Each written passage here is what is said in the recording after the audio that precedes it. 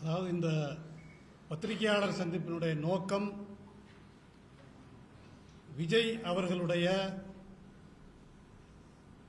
அறிவிப்பாக இன்றைக்கு வந்திருக்கிற திராவிடமும் தமிழ் தேசியமும் இரு கண்கள் என்கிற அந்த மகத்தான அறிவிப்பை நாங்கள் வரவேற்கிறோம்.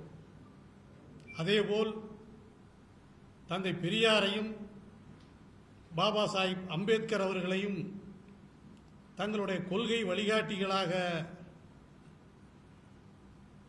தமிழக வெற்றிக் கழகம் அறிவித்திருக்கிறது. அதுவும் மிகச் சிறப்பான விஷயமாக நாங்கள் கருதுகிறோம். தமிழ்நாட்டின் அரசியல் களத்தில் திராவிடம் அல்லாத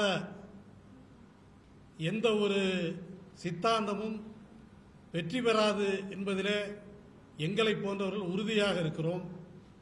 அதன் அடிப்படையிலே தான் விஜய் அவர்களுடைய அறிவிப்பை நாங்கள் வரவேற்கிறோம். அதே நேரத்தில் சீமான் போன்றவர்கள் எப்படியாவது விஜய் தான் சொல்லுகிற அந்த தமிழ் தேசியத்தை முன்னெடுப்பார், அவரோடு இணைந்து அரசியல் பணியாற்றலாம் என்கிற ஒரு கனவோடு இருந்தார். அந்த கனவை விஜய் அடித்து உடைத்து நொறுக்கி தரைமட்டமாக்கி இருக்கிறார். எனவே தமிழக அரசியல் களத்தில் விஜய் அவர்களுடைய அறிவிப்பை இன்றைக்கு தமிழ் சமூகம் பன்மடங்காக வரவேற்கிறது. நாங்களும் விஜய் அவருடைய அறிவிப்பை வரவேற்கிறோம். சீமானுடைய போலி தமிழ் தேசியம் இன்றைக்கு அம்பலப்பட்டு நிற்கிறது.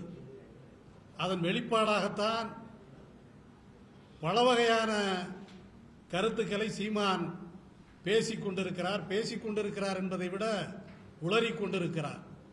திடீரென்று நடு ரோட்டில் லாரி வந்து அடிக்கும் என்கிறார். அப்புறம் தமிழ்நாட்டில் கலைஞர் சிலை எங்கிருந்தாலும் நான் உடைத்து நொறுக்குவேன் என்கிறார். இது போன்ற பல மோசமான கருத்துக்களை அவர் உதிர்த்து வருகிறார். இதற்கெல்லாம் காரணம் விஜய் அவர்களின் அறிவிப்பு என்று நாங்கள் நம்புகிறோம். விஜயை நாங்கள் பாராட்டுகிறோம், வாழ்த்துகிறோம்.